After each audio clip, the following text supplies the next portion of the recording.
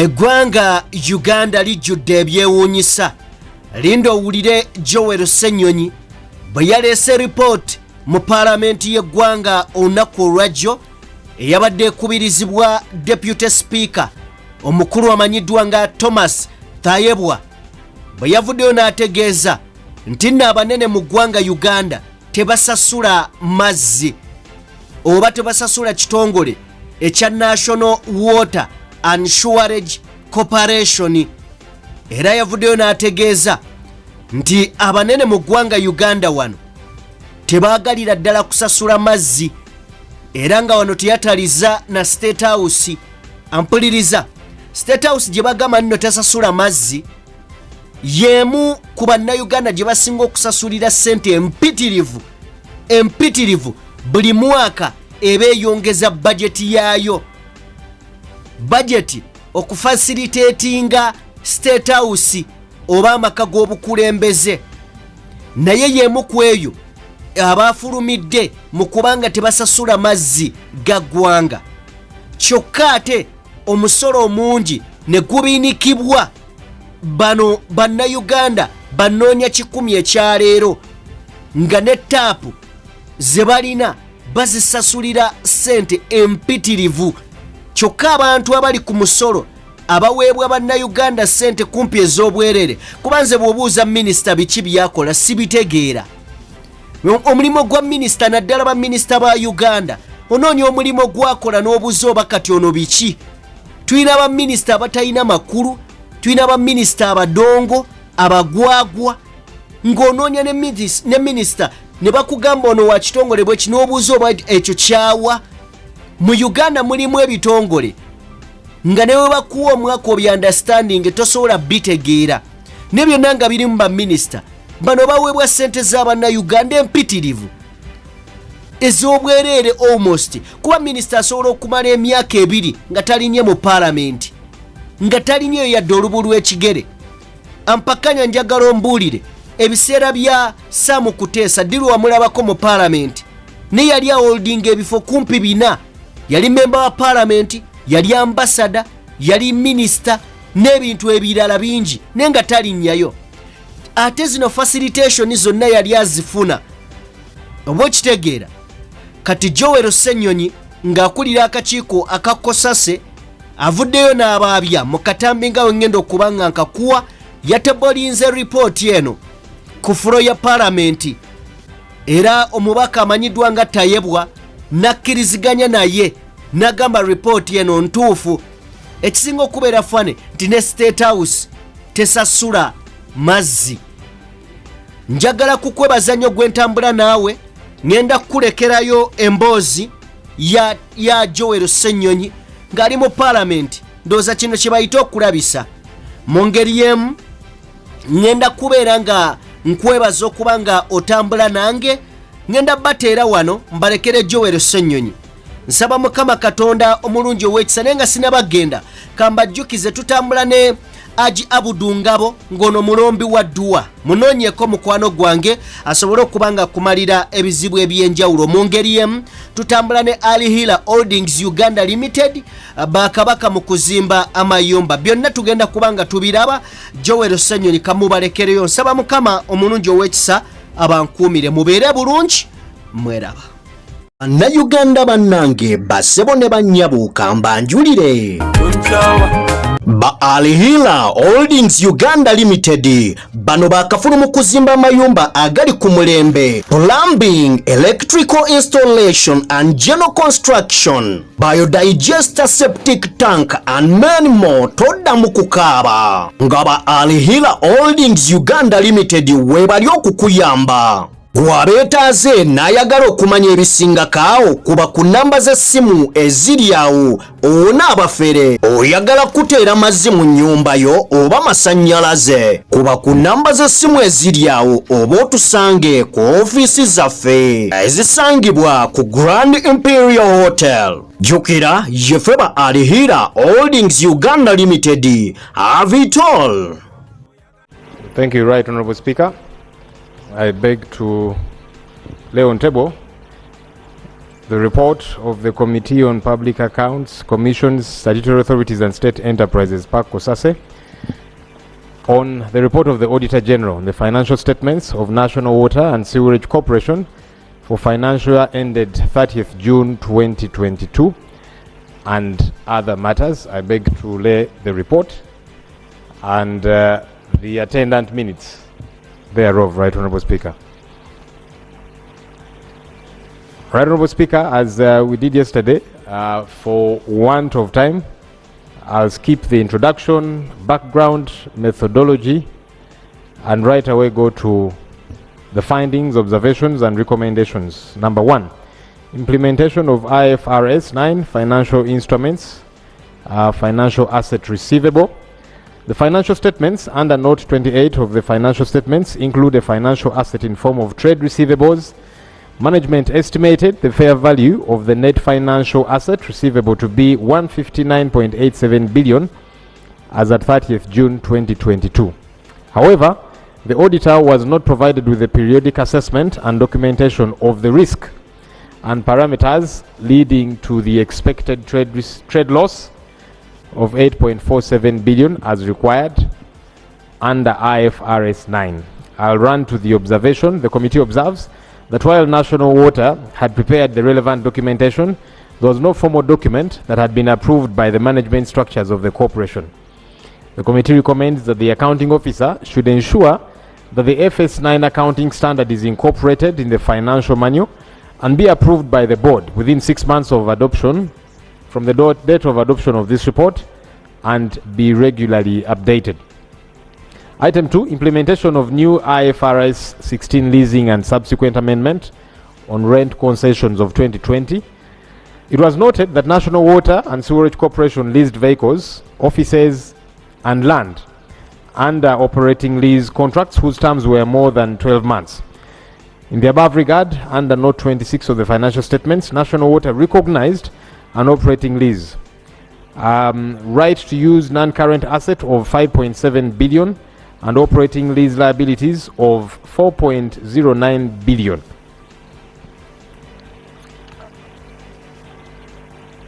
I want to run to the observation. Right Honourable Speaker, the accounting standard was introduced in 2019 and there is need for training of the staff to appreciate it, and as a committee we recommend that the accounting officer undertakes training of staff as regards the new accounting standards. 2, to have the standard approved by the board and incorporated into the finance manual. And 3, conduct annually comprehensive and authorized IFRS 16 models to enable determination of specific amounts for recognition in the financial statements and disclosure thereof. Let me move to land matters. Included in the financial statements are 180.4 billion freehold land and 4 billion leasehold land respectively. The following matters were noted with regard to land. 1, land with expired leases. 2, some land titles were yet to be transferred into the name of National Water and Sewerage Corporation. 3, some land hosting national water infrastructure is still owned by other government sister agencies without vesting memorandums of understanding. 4, land and water infrastructure transferred to National Water with ownership contestations and some encroached upon. I'll run to the observations. The committee observes that the accounting officer ought to expedite the process of securing interests of the corporation relating to its land. 2, absence of a land management committee increases risks and instances of insider dealing, and so we recommend that the accounting officer expedites the efforts to title all National Water and Sewerage Corporation land. Number 2, the accounting officer should establish a land management committee composed of senior management within 3 months from the date of adoption of this report.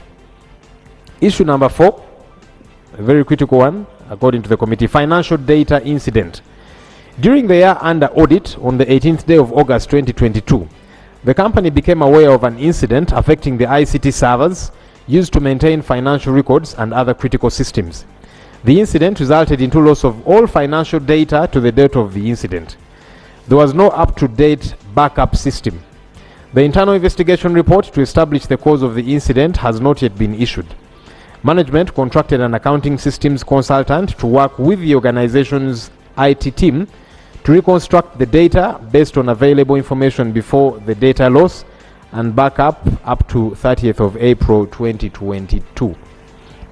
The accounting officer told the committee that on August 19th, there was a ransomware attack on the servers of National Water, which encrypted nearly all the systems, preventing them from working. He said the data had been backed up, but this did not include the last 2 months of the financial year. The data was reconstructed because the systems were internally created, but what was recovered was not exactly what was there before, and there was need for reconciliation. Some IT systems were completely destroyed, and the automatic relay system of billing was temporarily removed. The accounting officer told the committee that the system was eventually restored and a forensic report was being worked on. There was a high suspicion that the matter was internally generated and appropriate human resource action was undertaken, according to the accounting officer. The inflows in the ICT systems were also corrected. He said the forensic report on the matter was strictly confidential. 17 servers in total were targeted, and 2 staff of National Water and Sewerage Corporation indicated that they would decrypt the servers at a fee of $17,000 per server, making the total $289,000. That's slightly over $1 billion Uganda shillings. At this point, the rest of the data was backed up on cloud. The contracts of 2 staff members, these 2, who said they could decrypt the system because they were eventually suspected to being the ones to cause this, were terminated their contracts. 1 other staff who was meant to provide security to the system was reprimanded for negligence and transferred to another department. The committee observes 1, the information technology equipment for National Water was hacked into, leading to the interruption of the corporation's work and loss of data, which was needed at the time of the audit. 2, there was no evidence that the termination of the staff thought to have been culpable followed due process, which may expose the corporation to lawsuits and potentially lead to loss of revenue. The committee recommends as such: 1, the accounting officer should provide the recovered data to the Auditor General for audit in the next audit year, because this data was not available to the Auditor General. Why? Because it had disappeared. And so we said it ought to be availed, now that they say they recovered it, to the Auditor General, so that we are sure nothing is being hidden. Number 2, the accounting officer should put in place measures to deter the reoccurrence of similar acts in future, including online, real-time, off-site backups. 3, the accounting officer should put in place measures to ensure due process for all staff before their services are terminated to avoid legal liability. Other matters: trade and other receivables to the tune of 212 billion. The committee noted that trade and other receivables in the financial statements stood at 212 billion as at 30th June 2022. The accounting officer submitted that these had increased generally and noted that there were various categories of debtors. Water for commercial purposes had an outstanding amount of 29 billion, domestic purposes 63 billion, embassies 219 million, industrial purposes 1.6 billion, and MDAs, those are ministries, departments and agencies, 70.6 billion. He submitted that the bills for MDAs were particularly worrying because while for the other debtors the money owed was for an average of 3 months, but the average time for MDAs was 13.5 months. That's over a year. We provide a table there showing how much each of these different entities owe National Water. I'll just highlight some of the outstanding ones. Other hospitals, aside from Mulago, that's 6.9 billion shillings, which they owe in water bills. Ministry of Defense, 27.4 billion. Mulago Hospital, 1.96 billion. Uganda Prisons, 11.8 billion. Uganda Police Service, which is the highest, second to Ministry of Defense, 23.3 billion. The accounting officer submitted that the average billing was about 5 billion per month for MDAs. Right Honorable Speaker, allow me to skip this. and go to the observations. The committee observes that the failure by MDAs to pay their water bills affects the corporation's operations and makes it difficult for the corporation to clear its obligations. Additionally, paying VAT on accrual basis severely affects the cash flow of the corporation, especially where MDAs with huge bills do not pay on time. The committee recommends that the accounting officers for all the MDAs with arrears, in conjunction with the Ministry of Finance, should settle all outstanding arrears within 6 months from the date of the adoption of this report. 2. The Ministry of Finance should ring-fence funds to pay the utilities of all MDAs to avoid accumulation of arrears. The other matter, Right Honourable Speaker and members, is creditors. The committee noted that National Water owes its creditors 184 billion shillings. The accounting officer submitted that 18 billion, 10% of the debts were within a credit period of 60 days, while those amounting to 166 billion were over 60 days. The credit period of National Water is 60 days. The committee was further informed that debts amounting to 63 billion relate to SCAP 100 project, which aims to extend water to the entire country. The costs of the project are shared between National Water 60% and Government of Uganda 40%. Whereas the Government of Uganda budget on the project in financial year 2022-23 was 55 billion, as of December 2022, only 10 billion had been released, leaving a deficit of 45 billion. He also explained, the accounting officer, that the aftermath of COVID-19, where water was not being paid for by some sections of the population, was a challenge, and that as a result, some consumers were not paying as well as they should. The committee observes that the failure by government to honor its core funding obligations impairs the ability of the corporation to settle its obligations as well as cater for its operations. We recommend that the Ministry of Finance allocates the balance of unreleased funds for all core funded projects to the corporation to enable it clear its obligations. The other matter is complaints of inflated water bills. The committee got complaints from members of the general public about inflated costs. The complaints were that National Water and Sewerage Corporation estimates their bills and charges exorbitantly without proper justification, saying that in some months the water bills are extremely high, yet there has been no charge in the amounts of water they consume. The accounting officer informed the committee that they too have got similar complaints from the public over time, but said they had not detected any wrongdoing on their part, and that some of the high bills could be as a result of pipe leakages. He, however, indicated that the corporation was embarking on internal investigations to be sure there are no mistakes or wrongdoing by their staff in this respect. We observe that complaints of inflated water bills affect the willingness of the public to pay, and they also taint the image of the corporation. And the committee recommends that National Water and Sewerage Corporation expedites the process of investigating the public complaints and sorts them out with immediacy, and provide a report on the same to Parliament within 6 months from the adoption of this report. The other item is staff welfare. And this is the last item, Right Honourable Speaker. The committee received complaints from staff of National Water who were disgruntled about their pay. They say the pay they get is not commensurate to the work they do.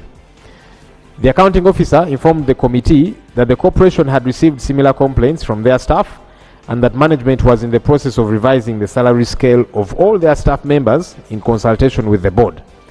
The committee observes that improvement of staff welfare is important for the output of the corporation.